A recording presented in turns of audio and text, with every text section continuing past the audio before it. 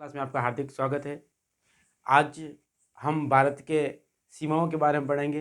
कल जो हमने पढ़ा भारत के पड़ोसी देश के बारे में, सबसे अधिक सीमा बांग्लादेश की लगती है जो 4096 किलोमीटर लगती है, और जो सबसे कम सीमा लगती है वो अफगानिस्तान की लगती है, 106 किलोमीटर लगती है। मैंने एक ट्रिक भी बताई थी कि बचपन में MBA किया। ब से बांग्लादेश, च से चीन, प से पाकिस्तान, न से नेपाल और M से म्यांमार, B से भूटान और A से अफगानिस्तान। इस तरह से आप क्रमवार से भी आप अच्छे से याद कर सकते हो। इससे पहले हमने पढ़ा कि भारत का उत्तरी बिंदु इंदिरा कॉल है, भारत का दक्षिणी बिंदु केप कमोरी कन्याकुमारी, और दक्षिणतम बिंदु पूछे तो पार्सन बिंदु, पिग्मेलियन बिंदु, या फिर इंदिरा बिंदु। भारत का पूर्वी बिंदु के बारे में भी हमने पढ़ा। पूर्वी बिंदु जो है लागू की बिंदु है अरुणाचल प्रदेश में, और भारत का पश्चिमी बिंदु जो है वो गौर माता सरक्रीक है जो गुजरात के अंदर आता है। आज हम भारत के सीमाओं का निर्धारण कैसे हुआ, हमारे भारत के किस देश के साथ कौन कौन सी सीमाएं लगती है, भारत और पाकिस्तान के बीच में कौन सी सीमा है, भारत के साथ कितने देशों की सीमा, 7 देशों की सीमा लगती है। तो उन 7 देशों के बीच जो हमारा भारत है उनके बीच जो सीमा का जो निर्धारण है उस सीमा का क्या नाम है, किस देश के बीच हमारे भारत की सीमा का क्या नामकरण है, आज इसके बारे में हम एक एक करके पढ़ेंगे। अगर आपको बताएं कि ये इस तरह से भारत है,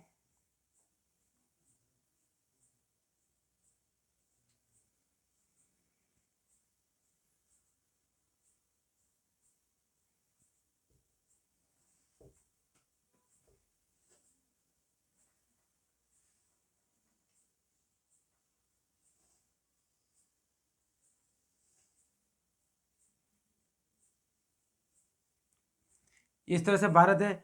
और भारत जो है यहाँ से आपको बता दें कि यहाँ से आपको पता है कि पाकिस्तान की सीमा लग रही है। ये वाली जो सीमा है ये पाकिस्तान की सीमा है। किसकी सीमा है? ये पूरा का पूरा पाकिस्तान है, पाकिस्तान है।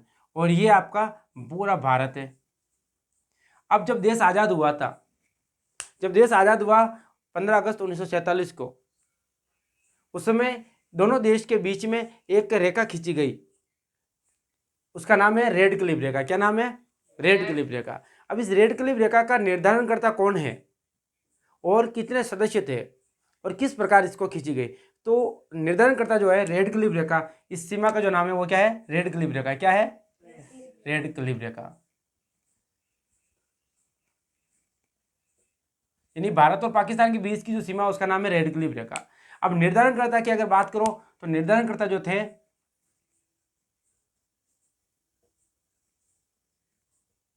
निर्धारणकर्ता रेड क्लिफ कमीशन था। Red Cliff commission. अब इस रेड क्लिफ कमीशन में कितने लोग थे? तो 5 लोग थे। अब ये जो रेड क्लिफ जो रेखा है, सीमा का जो निर्धारण किया, ये किस आधार पर किया जाना था? धार्मिक आधार पर। दो धर्म बहुलक धर्म थे, एक हिंदू और एक मुस्लिम। तो मुस्लिम चाहते थे कि हमारी कंट्री अलग हो और भारत अलग हो, हिंदुओं की कंट्री अलग हो। तो दो धार्मिक आधार पर देश का बंटवारा हुआ था।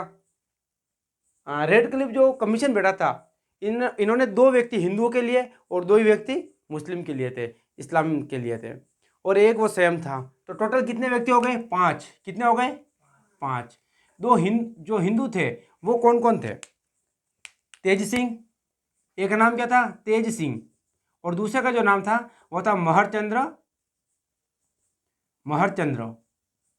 महाजन। और एक ये स्वयं था सीरियल, जो अंग्रेज अधिकारी था, इसका नाम था सीरियल रेडक्लिफ। क्या नाम था? Cyril Radcliffe. और 2 मुस्लिम थे, एक का नाम था दिन मोहम्मद। क्या नाम था? दिन मोहम्मद। और दूसरे का नाम था मोहम्मद मुन्नीर।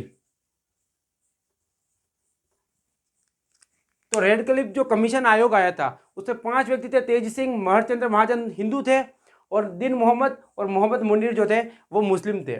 सीरियल रेड क्लिफ जो था ये एक अंग्रेज अधिकारी था। रेड क्लिफ कमीशन में 5 व्यक्ति आए थे। अंग्रेजों ने सीरियल रेड क्लिफ के नेतृत्व में रेड क्लिफ आयोग बिठाया। अब ये रेड क्लिप आया और दो दो व्यक्ति हिंदुओं के और दो व्यक्ति मुस्लिमों के लिए, और कहा, हाथ में कलम ली और कहा, बताओ कौन सा देश, कौन सा राज्य जो है आपकी रियासत, इसमें बहुलक 51% से ज़्यादा मुस्लिम है। अब जिसमें 51% से ज़्यादा मुस्लिम होंगे वो किस में जाएंगे? पाकिस्तान में। और 51% से जो कम मुस्लिम है वो सारा किस में आएगा? भारत में आएगा। जो देश का जो लोड था वो माउंटबेटन था। कौन था? माउंटबेटन। इस माउंटबेटन योजना के तहत ही हमारा भारत का बंटवारा हुआ था। और बंटवारे के समय माउंटबेटन ने ये कहा था कि जो रियासत चाहे वो हिंदुस्तान में मिले, भारत में मिले, और जो रियासत चाहे वो पाकिस्तान में मिले। और अगर कोई रियासत ऐसा चाहती है कि मैं पाकिस्तान में भी नहीं मिलना चाहती हूँ और भारत में भी नहीं मिलना चाहती हूँ, तो वो स्वयं स्वतंत्र रह सकती है। अंग्रेजों ने ऐसा हमारी रियासतों के साथ कर दिया था। और उस समय लगभग 563 रियासतें थी। कितनी रियासतें थी? 563। अब 563 रियासतों में से सरदार वल्लभ भाई पटेल ने एक एक रियासत का विलय करवा दिया था।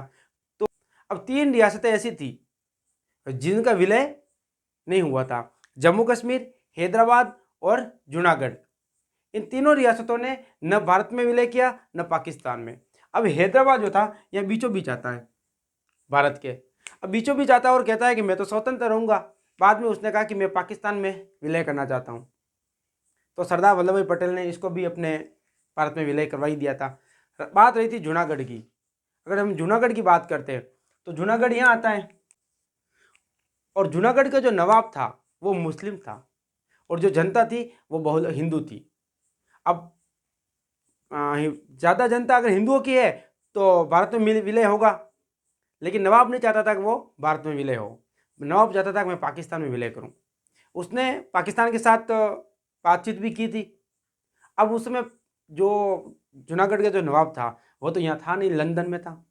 वहाँ का जो उसका मंत्री था उससे बात की और अंग्रेज आए और जनमत संग्रह करवाया। तो जूनागढ़ में क्या करवाया? जनमत संग्रह करवाया। और जनमत संग्रह करवाया तो ज़्यादा हिंदू है, और हिंदू है तो विलय कहाँ होगा? भारत में होगा। इस प्रकार से जूनागढ़ का विलय कहाँ हो गया था? भारत में हो गया था। लेकिन जो जम्मू कश्मीर थी, जम्मू कश्मीर का विलय कहाँ होना है ये निश्चित नहीं हुआ था। सरदार वल्लभ भाई पटेल ने लगभग सभी रियासतों का विलय तो भारत में करवा दिया था। जो ज़्यादा मुस्लिम 51% से ज़्यादा मुस्लिम थे उनका तो पाकिस्तान में ऑलरेडी हो गया था। अब पाकिस्तान में उसमें दो थे, एक पूर्वी पाकिस्तान और एक पश्चिमी पाकिस्तान। अब रेड क्लिफ रेखा का जब सीरियन रेड क्लिफ जब लाइन खींच रहे थे तब इन्होंने कहा, बताओ अब ये लाइन खींचते खींचते यहाँ से इस प्रकार से ये आ रहे थे यहाँ से, और इस प्रकार ये बोल रहे थे। और ये चारों जो व्यक्ति थे, तेज सिंह, महरचंद महाजन, दीन मोहम्मद और मोहम्मद मुनीर, ये बता रहे थे कि ये 51% से ज़्यादा मुस्लिम है। तो वो इस प्रकार से लाइन खींचते खींचते एक नक्शा बनाया था, नक्शे, भारत का नक्शा मंगवाया, और उस नक्शे पर इस प्रकार से लाइन खींच रहा था। इस प्रकार से लाइन खींचते खींचते इस प्रकार से ये यहाँ तक आया। और दिक्कत आई थी यहाँ पंजाब में। पंजाब में एक फिरोजाबाद है, फिरोजपुर, क्या है? फिरोजपुर। अब फिरोजपुर में 51% से ज़्यादा मुस्लिम थे। तो मोहम्मद अली जिन्ना ने कहा कि ये तो पाकिस्तान में आएगा भाई।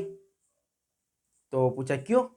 कहा कि ये तो 51% से ज़्यादा मुस्लिम है, और मुस्लिम है तो हमारे इधर ही आएगा। अब वो उसमें पंजाब में आता था। तो पास में नेहरू खड़े थे, तो उन्होंने कहा इससे तो फिर लाहौर जो है वो भारत में आएगा, क्योंकि लाहौर में तो सिख है और सिख हिंदुओं में आते हैं, तो लाहौर तो भारत में आएगा। तो फिर मोहम्मद अली जिन्ना कुछ नहीं कहे, कुछ नहीं बोले। इस प्रकार से जो फिरोजपुर है वो हमारे भारत में आ गया। ये जो लाइन खींचते खींचते red clip, serial red clip जो थे वो इधर से लाइन खींचते खींचते यहाँ आ रहे थे। अब ये दो व्यक्ति जो थे, पास में और भी बहुत सारे लोग खड़े थे, तो ये यूँ सोच रहे थे कि 28 दिन लगेंगे, अब हम ये लाइन खींचिए, अब इसका भ्रमण करेंगे तो हमारा 28 दिन, 1 महीने में हमारी सीमा निर्धारित हो जाएगी। और सीरियल रेड क्लिप जो था, उस आयोग ने कहा ये लो, इधर का पाकिस्तान, इधर का भारत, मतलब एक ही दिन में, एक ही घंटे में कर दिया था सीमा ने। और इसकी सबसे बड़ी जो विशेषता है ना इस रेखा की, ये है कि विश्व की सबसे लंबी हाथ से कलम से खींची जाने वाली लंबी रेखा है। सबसे लंबी रेखा कलम से खींची जाने वाली, ये एकमात्र रेखा है जो विश्व में सबसे लंबी कलम से खींची गई रेखा है।